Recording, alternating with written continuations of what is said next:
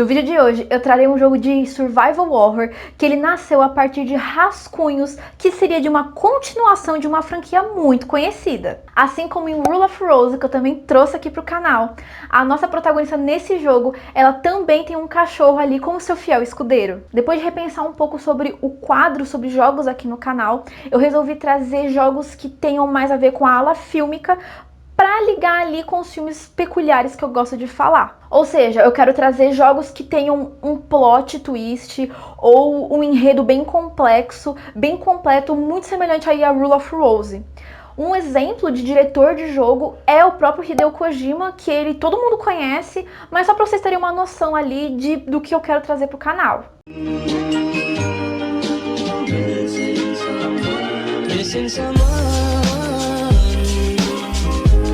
Olá, eu sou a Bianca Matos e aqui no meu canal eu falo sobre filmes e às vezes sobre jogos bem peculiares. Eu falo sobre estética, sobre paleta de cor, sobre enquadramento e tudo mais. E se você gostou, já deixa o gostei aqui embaixo, se inscreva e ative o sininho para as notificações, porque isso ajuda muito no crescimento do canal. Haunting Ground, ou Demento como é conhecido no Japão, ele foi um jogo de survival horror que lançou em 21 de abril de 2005 lá no Japão. Esse jogo ele foi pedido por um inscrito aqui do canal e por mais que eu conheça esse jogo, a história dele eu acho um tanto quanto confusa e por mais que eu já revisitei ele algumas vezes, eu tive que ir procurar alguns artigos para ler mais a fundo e vocês vão saber do que eu tô falando quando eu chegar nessa parte. Esse jogo ele é conhecido pelos fãs como um sucessor espiritual de Clock Tower 3.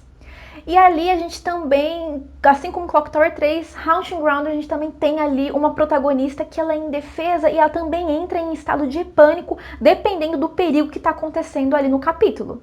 Para resumir a história da criação do Haunting Ground, a gente vai começar lá do início, quando Shinji Mikami e o Haruo Murata estavam pensando em fazer o Resident Evil 4. Eles que são ali responsáveis pelo enredo do jogo, eles pensaram em inúmeros protótipos e inúmeros enredos ali antes de chegar ao Resident Evil 4 que a gente conhece hoje em dia. Essas versões do Resident Evil 4, elas chegaram a ver um pouco a luz do dia, então teve trailer ali na E3, só que não tem muita coisa ali que eles não aproveitaram, que não tinha nada a ver com o Resident Evil 4 que a gente conhece hoje em dia.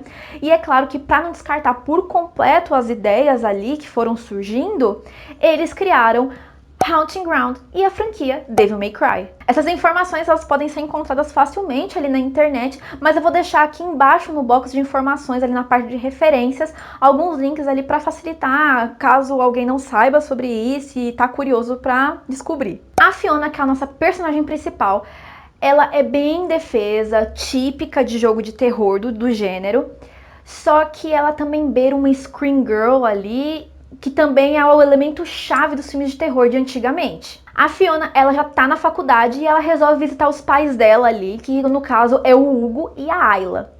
E a gente vê que eles estão num carro e eles acabam sofrendo um acidente bem fatal em que a mãe dela morre e o pai dela também, e ela acaba sendo sequestrada. Nisso, ela acorda em um castelo, dentro de uma jaula, aí ela consegue já sair ali na CGI de dentro da jaula, e aí a nossa jogatina começa. E como eu sempre falo aqui nos vídeos aqui do canal, se você não jogou esse jogo, cuidado porque vai ter spoiler. Mas se você não se importa, pode continuar por aqui mesmo. Nas andanças ali da gente pelo castelo, a gente descobre que lá fora tem um cachorro que ele tá preso, um cachorro branco, ali ele parece meio um pastor alemão, só que ele é branco.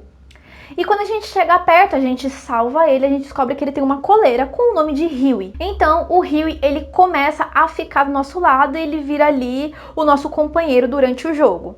Então a gente pode pedir para ele fazer certas funções, ele pode passar por passagens que a Fiona não passa e acionar botão, ajudar em batalhas também. No início do jogo a gente já é introduzido a dois personagens que eles ficam ali meio que perseguindo a Fiona e eles acabam virando ali um chefinho no final do capítulo, que no caso é o Debilitas e a Daniela.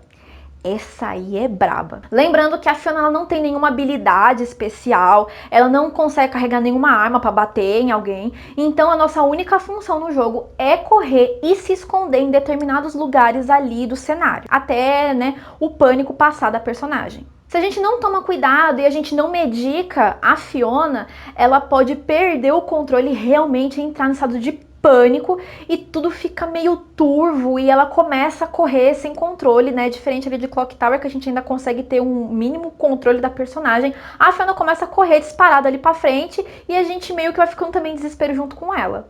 Logo no início do jogo, como eu falei, então a gente é perseguido pelo tal Debilitas, que ele é um cara enorme, com a cara assim de bobão. Ele não aparenta ser perigoso e realmente ele não é. Ele só gosta da Fiona por causa que ela parece uma bonequinha e ele fica perseguindo ela por conta disso. No entanto, a Fiona, com o passar do jogo, ela vai recebendo uns telefonemas, umas cartas de um tal de Lorenzo, que ele fica sempre falando pra ela tomar cuidado com um cara chamado Ricardo. E o Lorenzo, ele fica ali fingindo que é amiguinho dela, que ele quer o bem dela, só que é tudo traíra essa galera. Nossa, não tem ninguém ali que presta. Então, aí, de repente, aparece a tal da Daniela, que ela aparece meio ser uma empregada ali do castelo. E ela faz um jantar, senta ali com a Fiona, e ela começa já com umas ideias erradas. Ela diz que o seu criador, ele tá à procura de uma mulher perfeita, que não tenha nem dor e nem emoção. A gente já percebe ali na altura do campeonato que todo mundo ali no castelo, inclusive a Daniela, é bem pneu das ideias. Então a Fiona, ela adormece depois do jantar, ela vai lá dormir direitinho. E a gente vê que a Daniela fica meio que com ciúmes da Fiona por ela ser uma menina saudável, com útero saudável, que isso tem mais um desdobramento mais pra frente. E não contente com isso, a Daniela chega na frente de um espelho, ela começa a bater a cabeça contra o objeto, quebra, pega o lindo caco de vidro e começa a perseguir a gente. Ela sim, diferente do Debilitas, que tem cara de perigosa e ela é perigosa. A gente então passa a ser perseguido por ela e assim, gente, a gente tá andando, resolvendo os puzzles durante o mapa ali, né, no ambiente, ali no cenário, e de repente começa a musiquinha.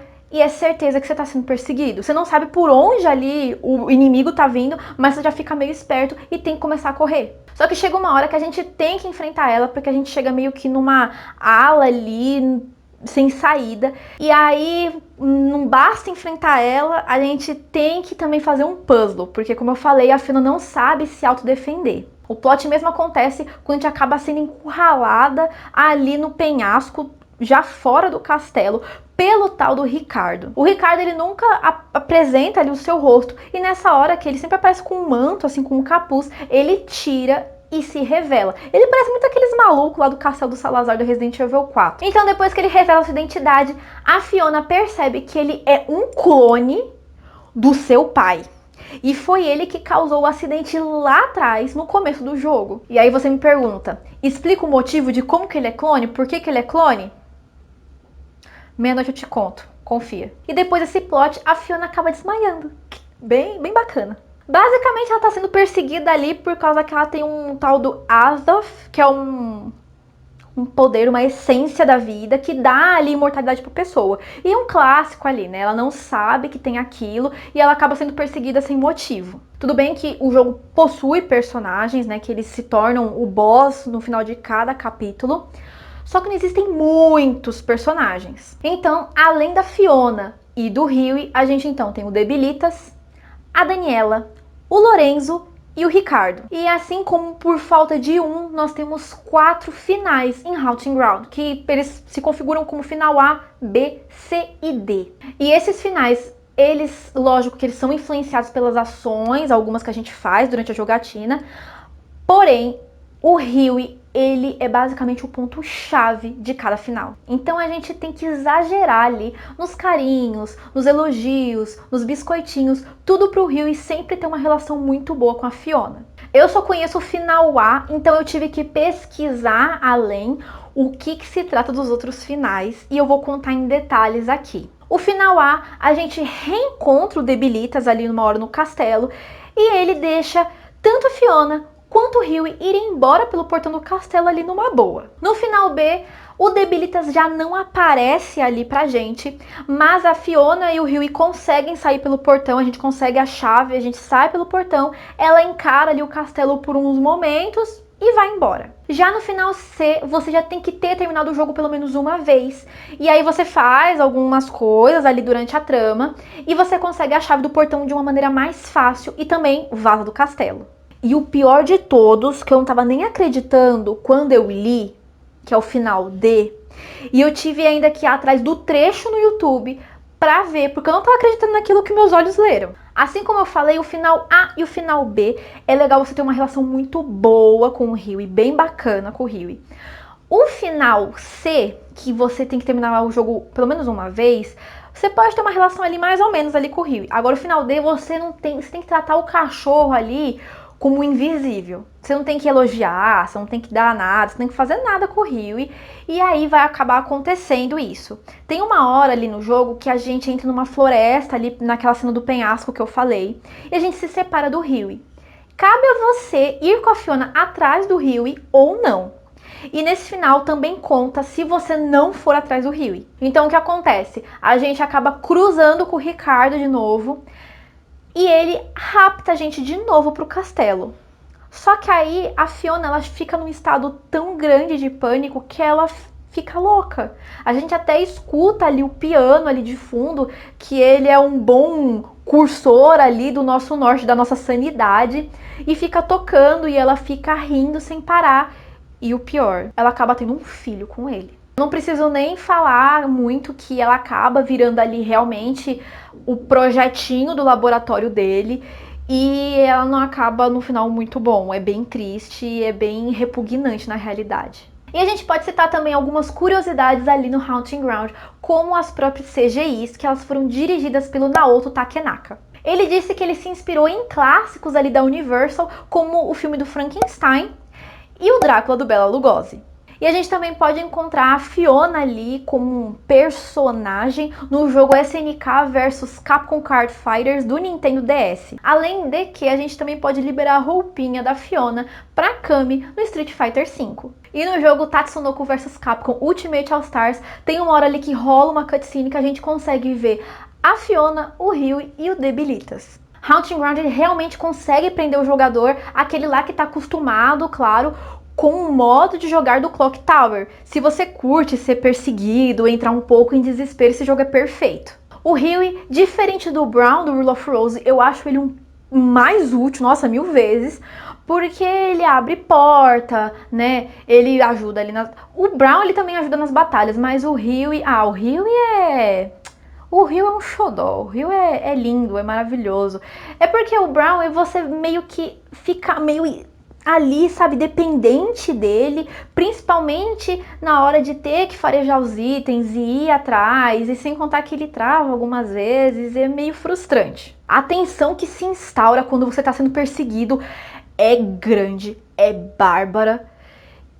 E principalmente quando está sendo perseguido pela Daniela, porque é uma trilha sonora que chega a arrepia, ela é meio mecânica, ela é meio industrial, sabe? Ela é muito semelhante àquela trilha ali sonora que a gente vê no Silent Hill, quando a cidade vira o inferno.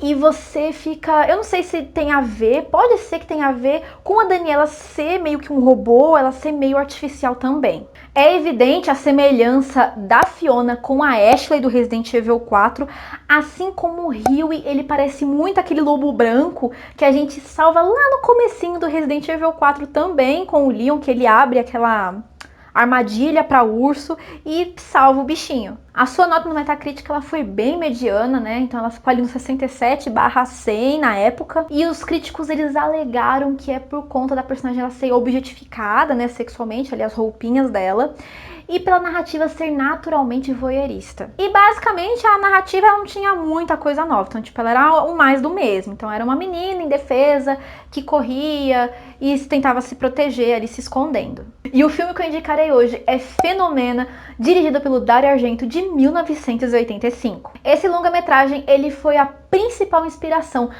para criarem o Clock Tower que eu citei lá no início, o primeiro no caso, não o 3, que acabou consequentemente também, assim como o Fenômena inspirou Clock Tower, que inspirou Haunting Ground. O filme então ele é protagonizado pela Jennifer Connelly, que ela ficou muito famosa ali no Requiem para um Sonho, mas também tem aquele filme Career Opportunities que ela também tá nele. A sua personagem ali no Fenômena se chama Jennifer Corvino, assim como no Clock Tower, que a personagem se chama Jennifer Simpson. Muita Jennifer, gente. Além da aparência física ali com os cabelos pretos, a Jennifer do filme Fenômena, ela não come carne, porque o Dario Argento ali foi um pedido dele, já que ele é vegetariano. E a gente vê também que no Clock Tower, a Jennifer, ela se recusa a comer carne vermelha. A história fala de Jennifer, uma garota americana, que ela vai para um colégio interno lá na Suíça. E assim como ela descobre que ela tem poderes para manipular insetos, ela acaba vendo que tá acontecendo ali uns assassinatos ali onde ela tá, e bem misteriosos. E assim com o passar da trama, ela tem a ajuda do seu professor, o John McGregor, e uma amiga dela ali, a Sophie, para desvendar tudo o que está acontecendo e quem tá por trás disso. E você, já ouviu falar sobre Haunting Ground ou já jogou esse jogo? Me deixa aqui embaixo nos comentários. Você também pode me dar alguma dica de algum filme ou algum jogo que eu posso trazer aqui pro canal e contar em mais detalhes, falando sobre enquadramento, paleta de cores, do jeito que vocês estão acostumados. E se você gostou, já deixa o gostei aqui embaixo, se inscreva e ative o sininho para as notificações, porque isso ajuda muito no crescimento do canal. E a gente se vê no próximo vídeo. Beijinhos!